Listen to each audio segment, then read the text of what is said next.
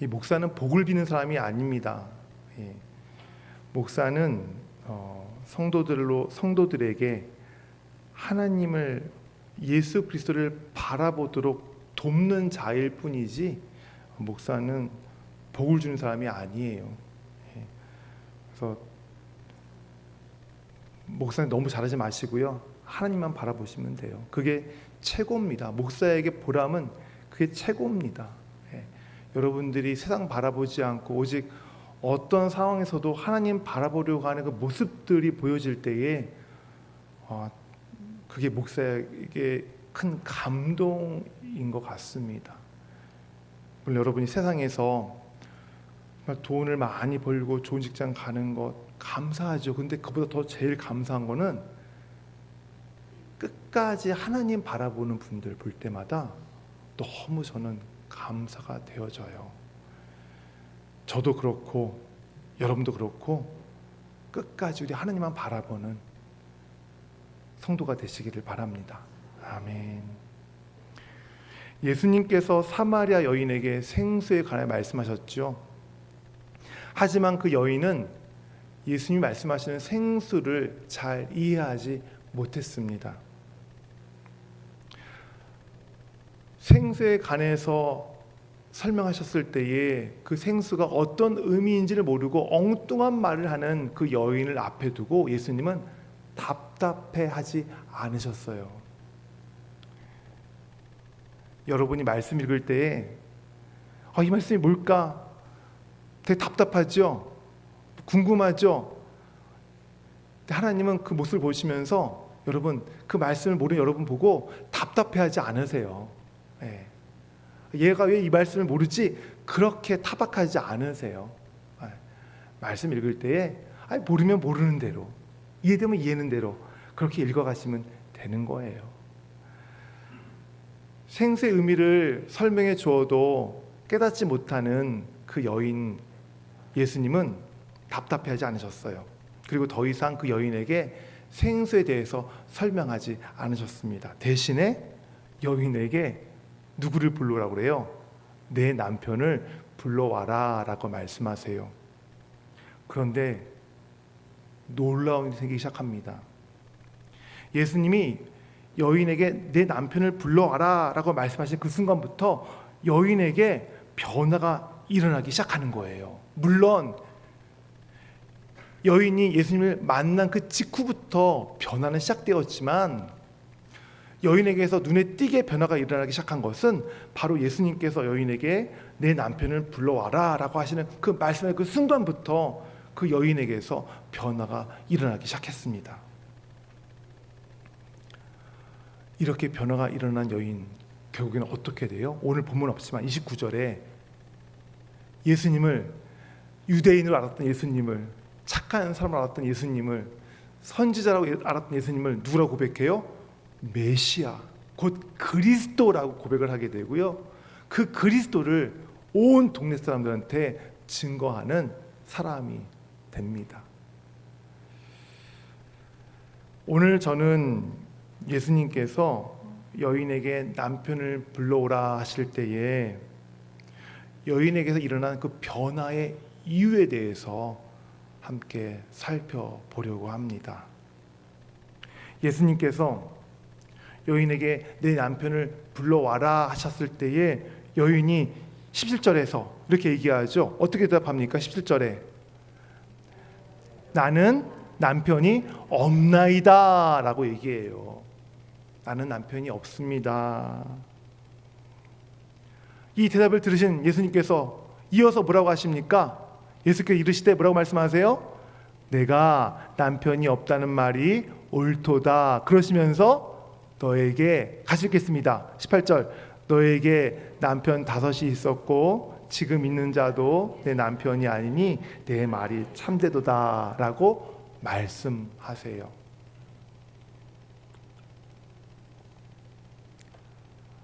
이 말씀을 예수님께서 어떤 표정으로 하셨을까?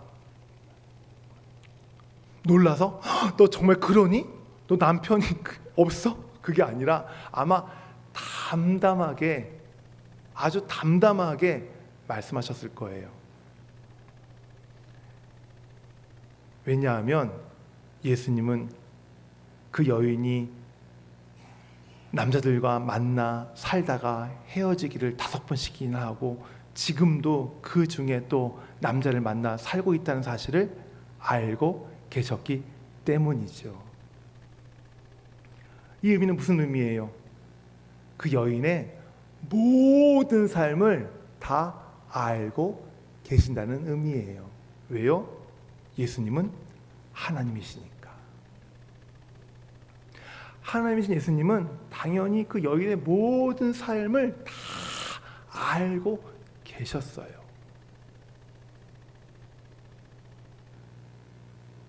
그런데도 여인은 예수님을 그저 선지자로 이해만 하고 있을 뿐입니다. 그래도 많이 발전했죠. 여인의 예수님을 바라보는 시선이. 처음에는 유대인 남자로 알았다가 자기에게 물을 떠주는 착한 사람을 알았다가 이제 선지자까지 발전을 했어요. 진전이 된 거예요. 우리 성도들 가운데 아직까지 예수님이 누구신지 모르는 분들 계세요? 우리 하나님께서 그분의 마음의 그 영적 눈을 열어주시기를 원합니다. 열어주셔서 이분이 과연 누구신가? 하나님이신 예수님을 여러분이 정말 제대로 알아가기를 축원합니다. 물론 여인에게 진전이 있었지만, 예수님을 바라보는 그 시선의 진전이 있었지만 여전히 여인은 예수님을 알아보지 못합니다. 왜요? 지난주에 말씀드렸던 것처럼 여인의 관심사가 어디 있기 때문에? 오직 자기가 원하는 생수에 있기 때문에.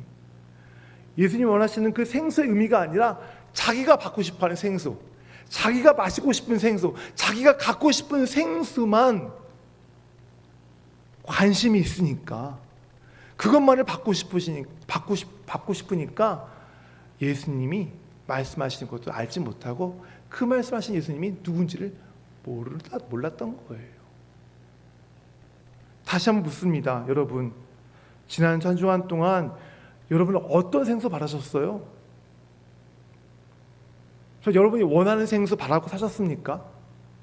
하나님이 주시겠다는 생수는 이것인데 정말 하나님이 주시겠다는 생수는 다른 곳에 있는데 내가 원하는 생수 달라고 그렇게 하나님께 매달리며 살았습니까?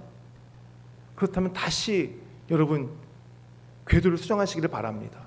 간구를 수정하시기를 바랍니다.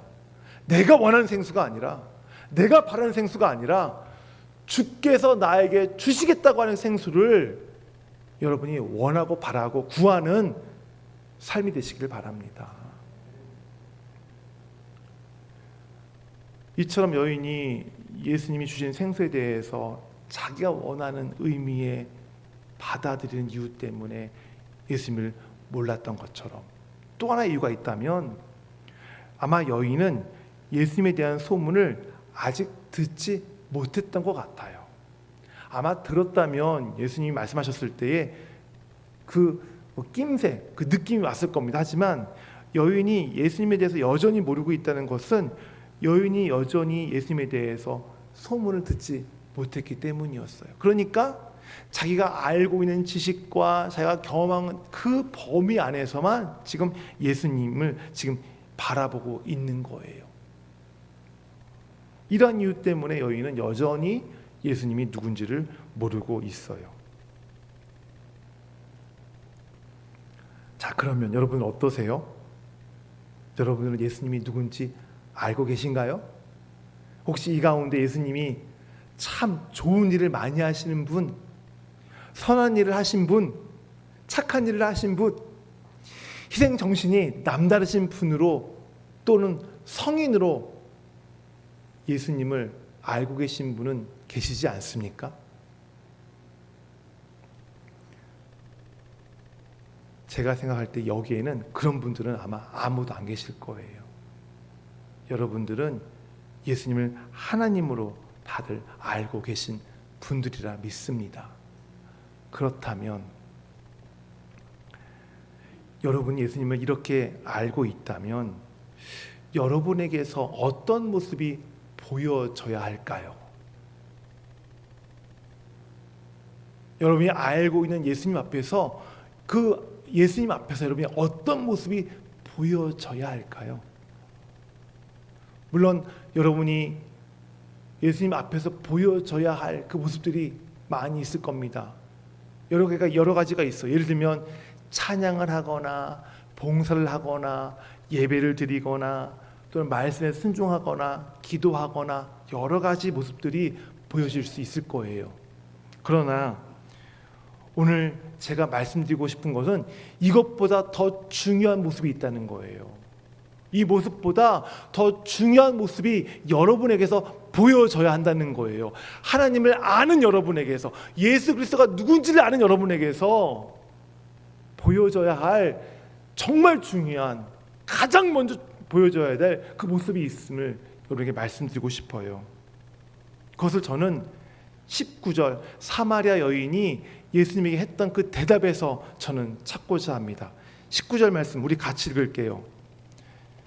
19절 시작. 여자가 이르되 주여 내가 보니 선지자로소이다. 바로 이 대답. 주여 내가 보니 선지자로소이다. 바로 이 대답. 이 대답이 바로 여러분과 제가, 하나님을 아는 여러분과 제가 우리 주님께 보여져야 될, 주님 앞에서 보여져야 할 그 모습인 거예요. 이 대답이 어떻게 나온 거예요?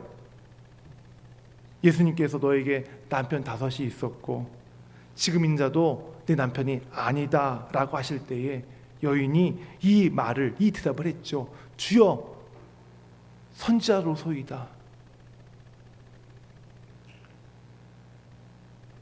이 말의 의미가 뭐예요? 당신이 저에게 말씀하신 것처럼 저요 이 남자 만나 살다가 헤어지고요, 저 남자 만나 살다 헤어지기를 반복했던 그런 여인입니다. 다시 말해서 당신께서 방금 제기하신 말씀 다 맞는 말씀입니다 라는 고백이에요. 그 말씀 맞아요. 주님 그 말씀 맞아요. 하나 틀린 것이 없어요.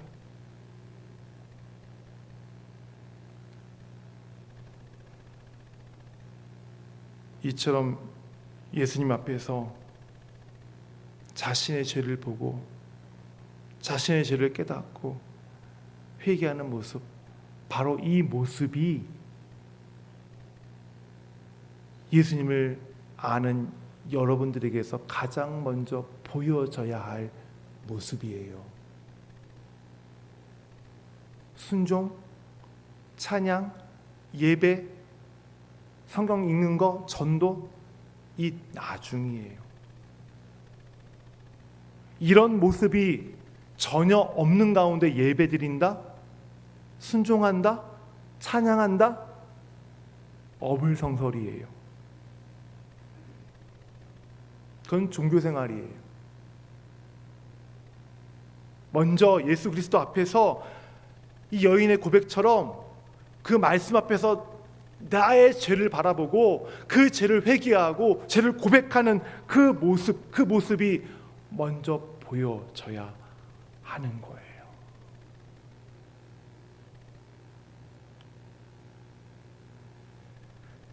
이사야 6장을 보면 이사야가 하나님께로부터 부름을 받는 장면이 기록이 되어 있어요. 근데 하나님께로부터 이사야가 부름받기 전에 그가 정말 놀라운 광경을 환상 가운데 보게 됩니다. 이사야 6장 1절과 4절에 기록이 되어 있는데요. 우리 같이 읽을까요? 같이 읽겠습니다. 시작. 우시야 왕이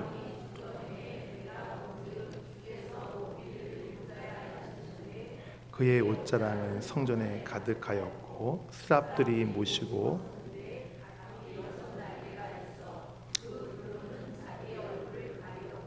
그 둘로는 자기의 발을 가리었고 그 둘로는 날며 서로 불러 이르되 거룩하다 거룩하다 거룩하다 만군의 여호와여 그의 영광이 온 땅에 충만하도다 하더라.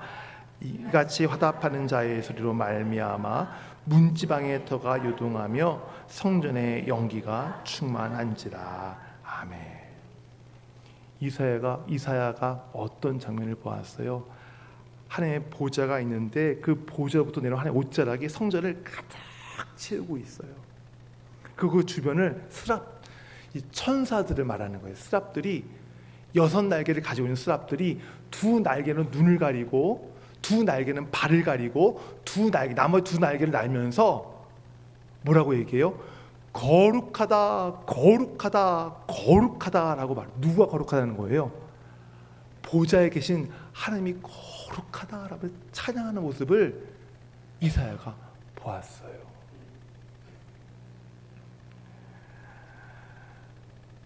이사야가 이 광경을 보고 뭐라고 그러는지 아세요? 5절 말씀이에요. 같이 보겠습니다.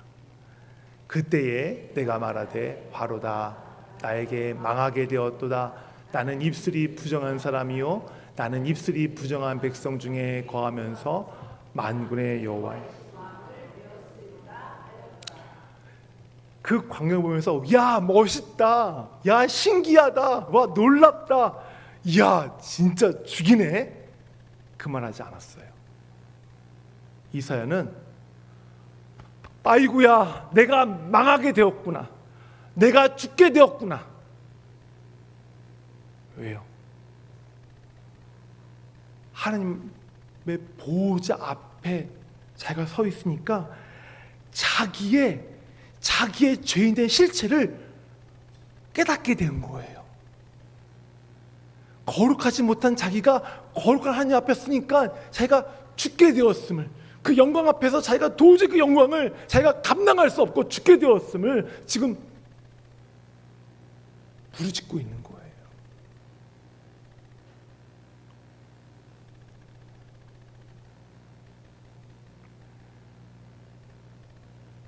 자기의 더러움을 깨달은 거죠.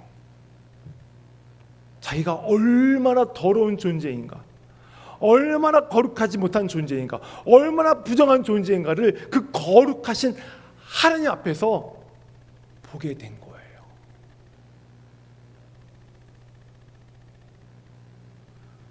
신약에도 비슷한 이야기가 하나 나와요. 누가복음 5장이에요. 누가복음 5장에 보면 베드로가 예수님이 말씀하신 대로 깊은 데로 가서 그물을 내려서 많은 물고기를 잡거든요. 그 장면이 있어요. 근데 베드로가 어부잖아요. 물고기를 많이 잡았으면 기분이 좋아야 되잖아요. 그 전날 밤새도록 수고했음에도 불구하고 물고기를 한 마리도 못 잡았거든요. 이제 물고기를 많이 잡게 되었으니까 기분이 좋아야죠. 그런데 그 베드로가 그 물고기를 많이 잡았음에도 불구하고 와 기분 좋다라고 그러지 않고요, 갑자기 예수님 앞에 엎드려서 주님께 이렇게 고백해요. 주여 나를 떠나소서, 나는 죄인입니다. 왜 베드로가 갑자기 예수님 앞에 엎드려서 나를 떠나서서 나는 죄인이라고 고백해요? 베드로는 지금 물고기를 많이 잡은 것이 문제가 아니에요. 그 물고기를 많이 잡게 주신 예수 그리스도 보니까 그분 앞에서 자기가 어떤 존재인지 지금 아직은 잘 모르지만 그분을 통해서 자기가 지금 어떤 존재인지를 그가 깨닫게 되었기 때문에 그런 거예요. 어떤 존재? 죄인한 존재. 저분은 내가 저분 앞에 있어서는 안 될 것 같아. 왜? 나는 죄인이기 때문에. 저분은 내 앞에 계실 수 있는 분이 아니야. 왜? 나는 죄인이기 때문에. 바로 그 죄인임을 깨닫게 되니까 물고기를 아무리 많이 잡아도 하나도 기쁜 것이 아니라 오직 그 예수 그리스도 앞에, 그 예수님 앞에서 두려운 마음으로 자기가 죄인임을 고백할 수밖에 없었던 거예요.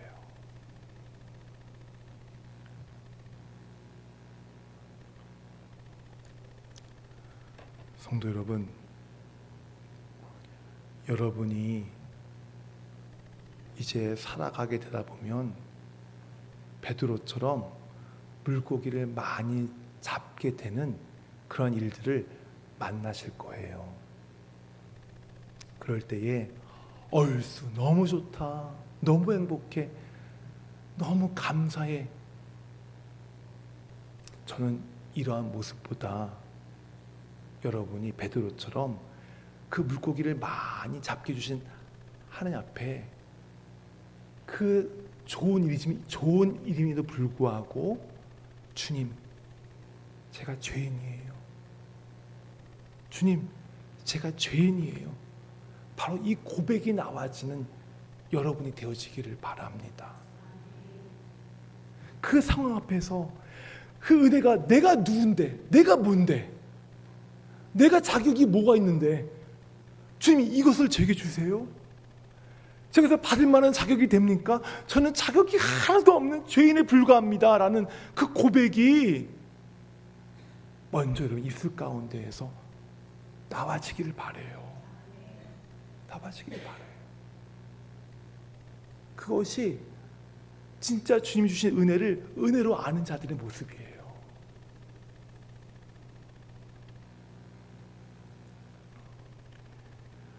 이사야 선지자나 베드로나 선하고 의롭게 살다가 어느 날 갑자기 부정한 사람이 되고 죄인이 된 게 아니에요. 이들은 원래부터 부정했었고 죄인이었어요. 그런데 그 사실을 깨닫지 못하다가 자신들이 하나님의 보호자 앞에 서게 되었을 때, 자기 앞에 예수님께서 자기를 만나러 와주셨을 때에 비로소 자기가 부정한 자로 살고 있었음을, 자기가 죄인으로 살고 있었음을 비로소 깨닫게 된 거예요.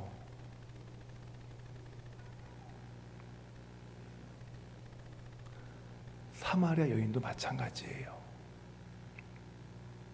이 여인도 5 남자와 살다 헤어지다 6번째 남자와 만나 사는 것, 평소에 그것이 잘못된 것이 깨닫지 못했어요.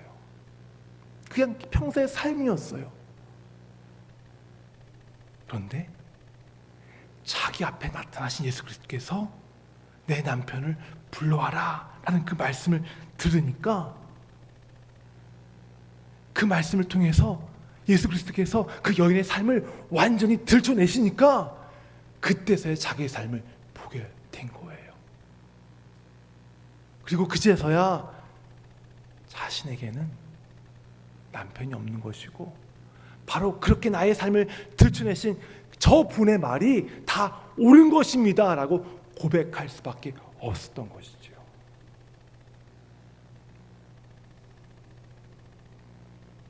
이사의 말을 빌리면 나는 부정한 사람입니다 라는 것이고요, 베드로의 말을 빌리면 저는 죄인입니다 라는 의미가 되겠죠.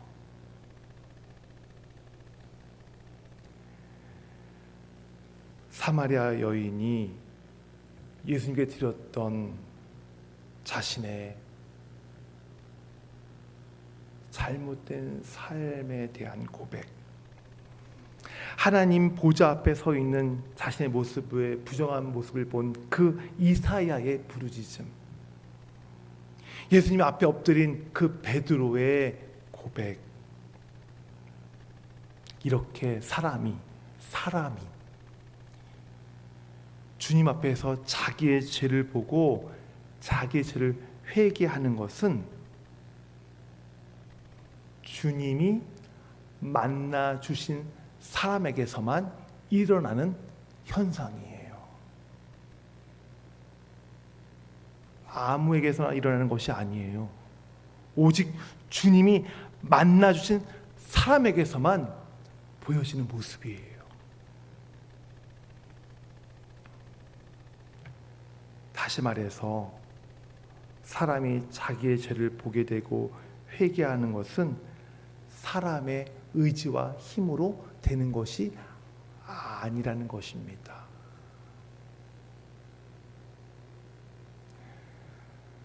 사람이 십자가 앞에서 자기 죄를 보고요, 자신이 죄인임을 고백하고요, 그 죄를 회개하면서 하나님의 은혜와 은혜를 깨닫게 되어지는 것은 오직 하나님으로만 가능한 거예요.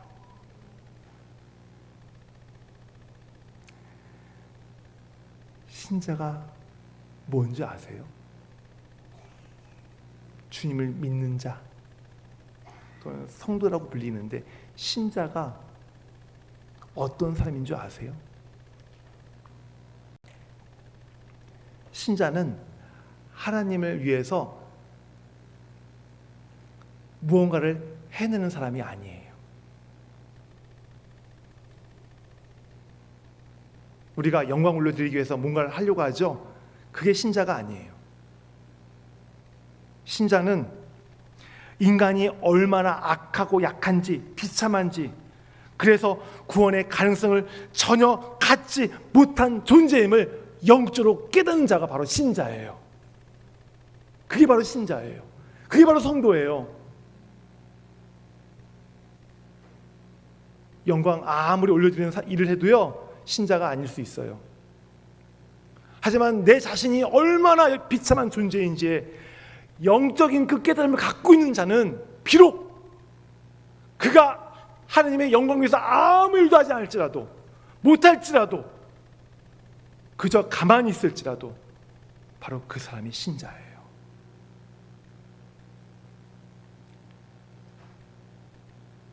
그리고 그 사실을 날마다 고백하며 회개하는 사람, 그러면서 그 가운데 깨달은 고백 가운데에서 하나님의 은혜와 사랑을 보게 되는 사람, 바로 그게 신자예요.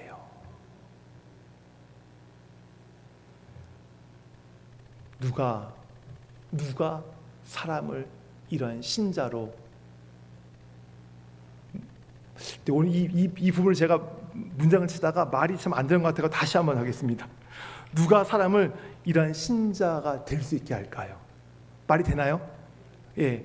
누가 사람을 이러한 신자가 될 수 있게 할까요? 누구예요? 하나님이세요. 따라서 이렇게 얘기할 수 있어요. 신자는 하나님으로만 가능한 사람이다라는 거예요. 신자는 하나님으로만 가능한 사람이에요.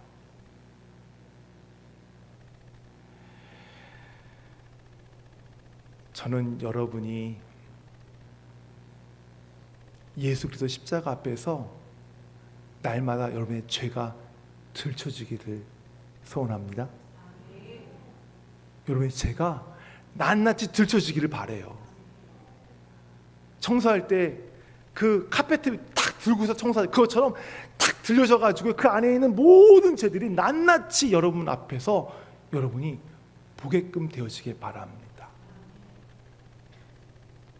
그래서 이러한 죄인인 나에게 임하신 하나님의 은혜와 사랑을 보게 되면서 회개하며 감사하게 되어지는 여러분이 되시기를 바라요. 자, 그러니 우리가 하나님께 구해야 될 것이 무엇일까요? 내가 받고 싶은 생수예요? 내가 원하는 생수예요?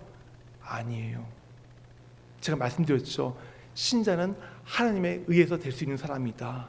그 신자는 자기 죄를 십자가 앞에서 깨닫게 되어지고, 그리고 그 죄인에게 임하신 하나님의 은혜와 사랑을 그 회개하는 가운데에 그 은혜를 감사하게 되는 사람이다라고 했을 때에 무엇을 구해야 되겠어요? 이런 거 아니겠어요? 하나님, 십자가 앞에서, 예수 그리스도 십자가 앞에서 제가 제 죄를 볼 수 있게 해주십시오. 그 십자가 앞에서 죄인인 제에게 주시는 하나님의 긍휼과 은혜 가운데서 제가 감사하며 살아가도록 주여 함께 해주십시오. 도와주십시오.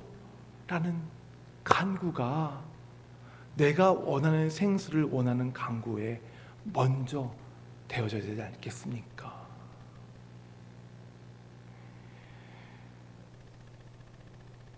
여러분 잊지 마세요. 예수 그리스도에게서 자기의 죄를 보고 죄를 회개하고 하나님의 은혜와 사랑을 보게 되면서 회개하고 감사하는 사람은 하나님의 능력으로만 될 수 있는 삶의 사실을, 저는 이러한 사람이 바로 여러분 한 사람 한 사람에게를 소원합니다. 우리 같이 찬양하겠습니다.